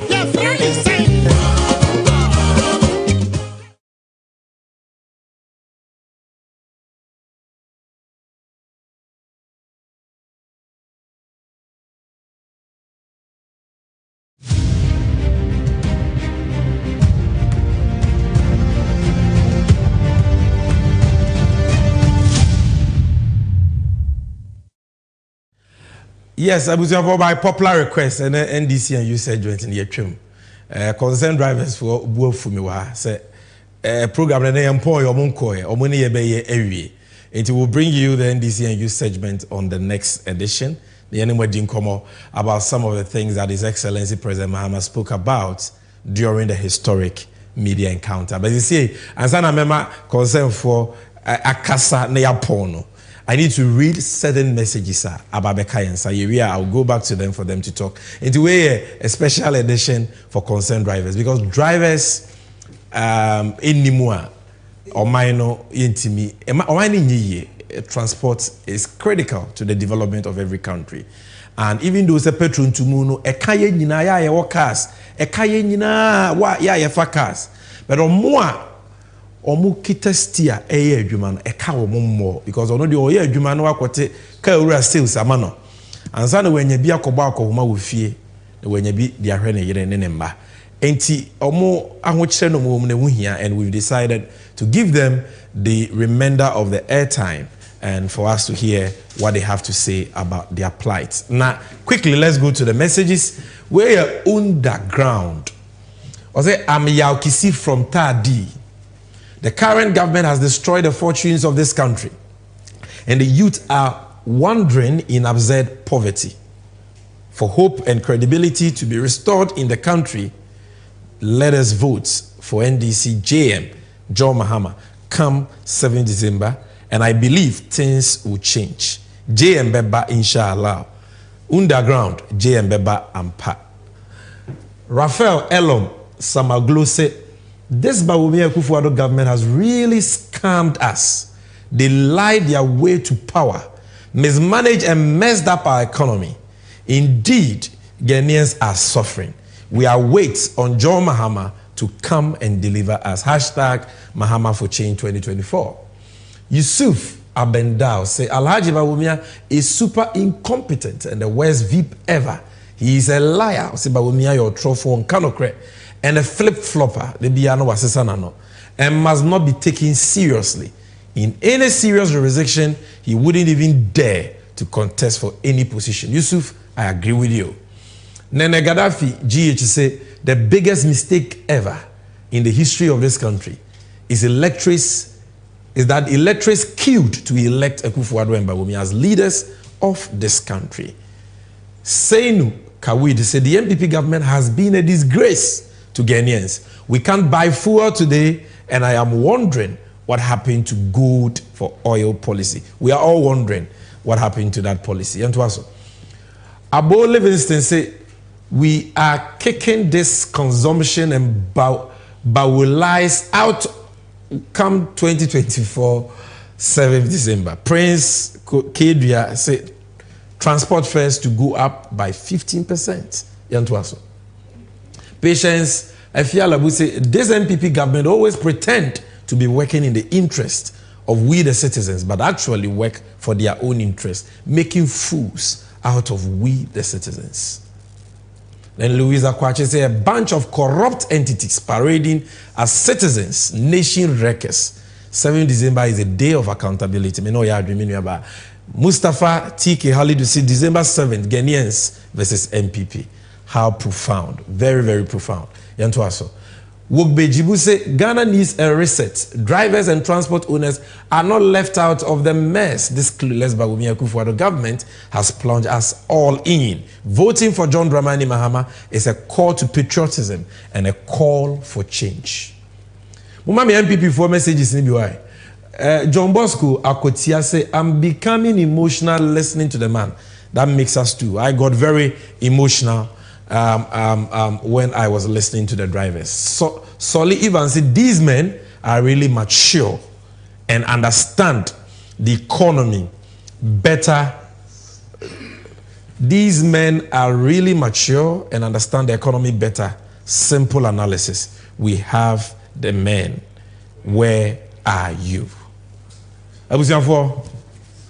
Messages before we sign out, I'll be reading more. But Akrenya, when you are not join here, you are not mic'd, but I believe say when you kasa yebete. Dear na walk afa and then come ayedi efa petrol ni diesel bo ho. Any dear umpenyu for edi atudwane ho. Hwe camera mu mame. And as I am paying for the two young, me Jack catching paying for the say a year with your chairman say Monday or month for 15% number office me retreat that one. Debbie. My casa. Where the TV enti Miss Srow, you better on aside. Meaning say the braba, but oh my Ghana who don't see. Was the 7th December near you need that so. 7th December is not far. We have just 145 days. Meaning say and say some papa into hodie. Yen train science so. Na also kakra o woka fa ensusan so a petrol ni diesel to mu na nya no because also meaning say driver adwuma bi na we. Why for how many years? Yeah, my 27 years. 27 years. Obi hwe wa onyindi because body no. My 27. How many years? No, we kick out 27 years. Is it what you say? Well, 40 plus. Because I mean, my car, my level. Me buy a lay. My sassy and maton. The cotton assassin, the correct. Don't have my town and toss me to assassin. Me ye Juma, a two suit, it me to assassin. Me buy a little that was with it. The enemy acquires of select insurance, ye Juma. Dropping. But that came went to my bob with a cannon and your assassin. Me buy a lay, my cotton assassin, and your trim. Now, the Kubu American, I tell me, I may come fast at the funny say. Me, I am going to say, we are something. Now, MPP at the end, I know woman, Master, men of the Calpusian and others. Calipo, men of the Calpusian. Iowa. Boss, me, I play a men of the Calpusian and others. I was saying, you're planning.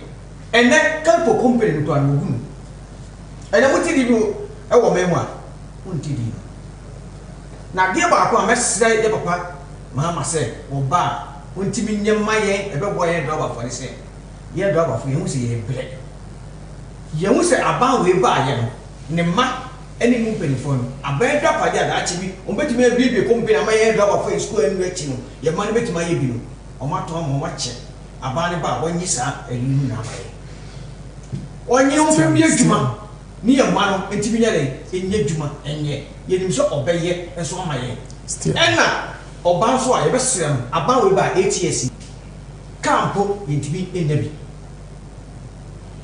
o ma ye bi ye papa mahama o ma ye bi o ma ye cars do ba for you know ye che ya to kan sa ba ni na wo guno enne obi to kan ma wa wo ye ni se ni mu enne sprinter e 2.4 billion obi to de ma wa kan pa wo ye 4.8 billion na boss ube wie no na sabi kan kwa wo waja nti adindin we ene kwiti me ka kire me niam do ba fo se show mo tam ye ko fififu ano e wo 37 kisi fu mi fu no oba yo ka se ye me so no hwe ene ye den ya su we adinti ye ntie ene ye gitwi age sa ene medical ko share ne sa ene ne wo se me woni manum ene ne petrol adwuma kwa mitimi ye mato matase e da kwemba sebi nti minua no do abafo America che mu de se munnim na nkoto aba e ma ba omia de a ene ye gallon no ye beto 1.5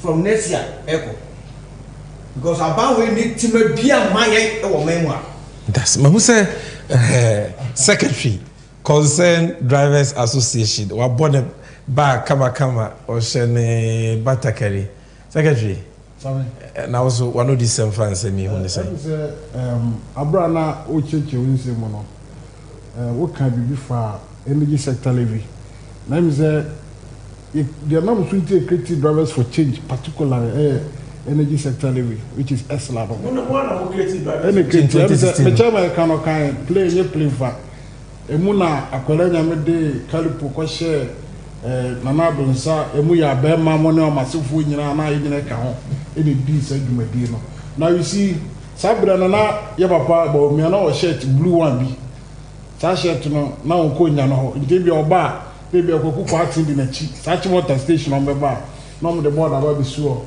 o bi suo se tekwa pez o mo de sa tuwi energy sector levy mo nya ya dom na se ye ba be sisa ama ne ma ye ama ho atoye but to puma me no can say me see afim I'm come again no say sabe to the extent say esela na nyese bia fi no mu fi zo mu nyi fro keke o na mo no mo sa tum sa mo be kaya sa esela ya ma ye lead the Supreme Court ba time say ya papa John Mama we ojitum court ba time ka say ya papa na do awe 2012 e ma ni jitum Supreme Court ruling ba say yin esela ni fi ho aban ba ye when Supreme Court ruling afa nya juma ama esela no sa tum asan de kwa kusia wa 15 years yes aban we di enwamo kese yi a sabe yemfa enchene da de betima kan se bone ni awudi se modie di en no sabe abra ba lorry terminus no sabe akwasi be ma we shi oba foforo enu dwa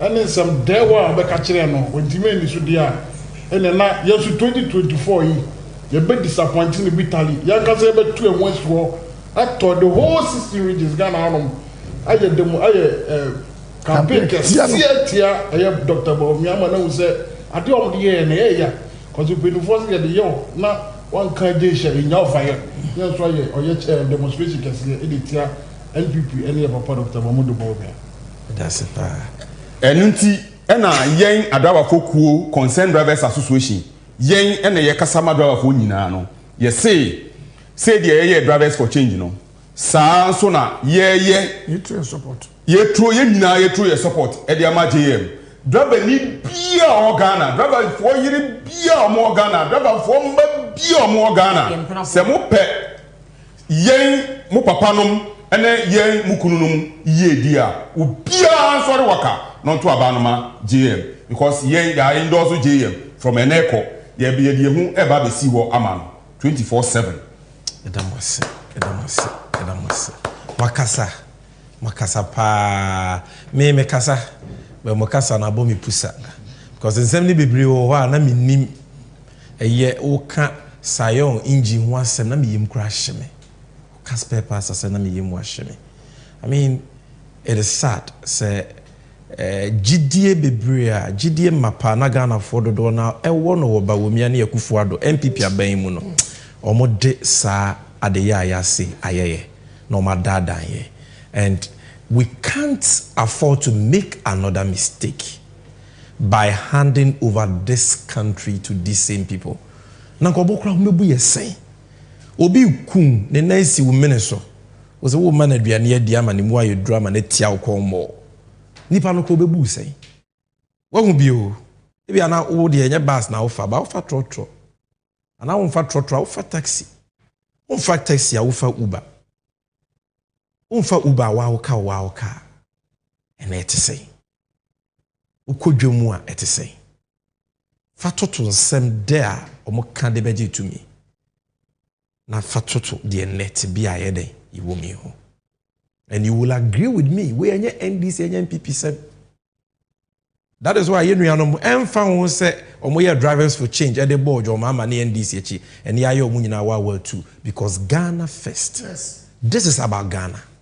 It's not about party sem. And omo ba ye obi ani wa ma obi bibi omo ankasa omo adwuma omo ya for so many years and mu komo and omo ni aba bedi me free say obe fan say mi mu aba na woso wo de esi agina ye pa na 7 December 2024 wo de ato aba pa enye de otie mu first year ma me asakura wonim sa so de bia na wosa enye no ene ebe mo me ya fa na ntuma pa efra yemfa ma de wa ye bi da your warrants pa next week you bekasa about the 24-hour economy BM enuma edebeba ma memo ane maba wenye biaye the 300,000 jobs in the area of digitalization ya papa mahama enam ne $3 billion investment in ICT ti eba be create ama memo ane maba wenye biaye 1 million mabunu aye ba be train you in coding programs no maba be coding professionals enunti ne ese to aba ma NDC ne John Mahama Ghana ma 1 million ayebie Emma Bank National Women's Bank e dey empower omo ya ma omo dwetire na omo de adidwa we nye bia wonu ba bi benye bi ana ma mi bi benye bi e yesa ne panhyehye pay ene yewura Mahama wo ma Ghana ye ma na ye meka ne ye ma me ye bi da bi ye papa Mahama be bia nyame de na duru no enye omampenye konwa no ne furu a obefuru biem na ye ne dekeke a legacy adwuma pa ba be ya man chiri ma ba be hu se ampa obeso moman no som yeye eboae emra ye koto amna donko bi mu no obeboa ye yeye frem no eno nti na papa no obre panyin se papa so pa ngoma so enye na num de ntia ne mum ne ye yo ntia se wo tie mi a Mr. Tie mi na tie mi ye don't make a mistake by voting for these nation wreckers Bawumia in the NPP or must say or may petrol ya ye to nyina because of taxes omodi aguso partly taxes no moje no mode ya de papra Kenya ya ene hwe ya kwan wo be bia wote ne hwe wa kwan ete sei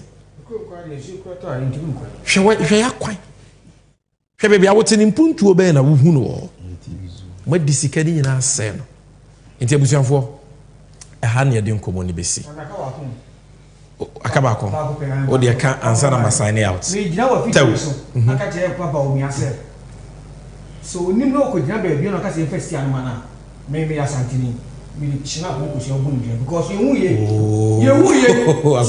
samtie ye hu ye se accident ye ko so na ye sha because sabi ya first year no ma obi a wo hu enye ye nta bu stia enye dia sha ne nsa ne di fu na si hu na mu ye mpotu stia no mfiri ka na so ni en fa battery so en fa phone so na wo jam pepe fa sia ma I don't wear bia mo kata kwa mo akwa hu nya maye hwe nipa mo bedi ATS nipa mo kunu mo jam anu accident e ko so na ye sha wo because adwendwen wo be kan si achi adwendwen wo how no for but ye catch them from neko when nim na so be jo so ye first year no ma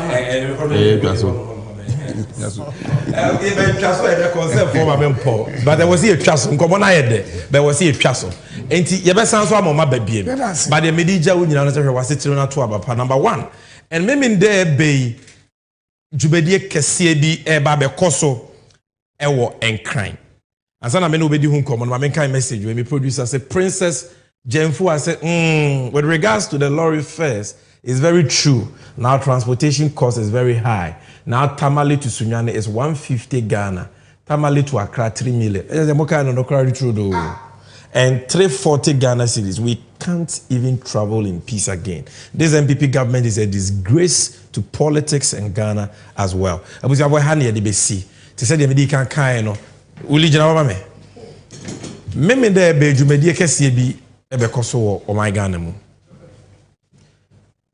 Eyan kan ha na eba bekoso yewura John Dramani Mahama or ya hoboa se or the campaign launch ebeba na wafiti ase abo apro akogana fa na nyina na ne partnership ye pa wo maye no oni abedi hu nkomo na ansakra na yebeye campaign launch no or ye dwubadie kese bi e won krai meme dey e walk ye John Mahama nante John Mahama ankasa na beba lead and ye share e wo Pogas Spintex Road ano ho a oni ye nyina ye share anopa no sia na wadru ho ye nante afa Ekuban traffic light ye kwa Spintex ni akọ Nungwa town park na ye di akwa akọwie nti wo hweme a make it a point say the converging point is Pogas 6 a.m.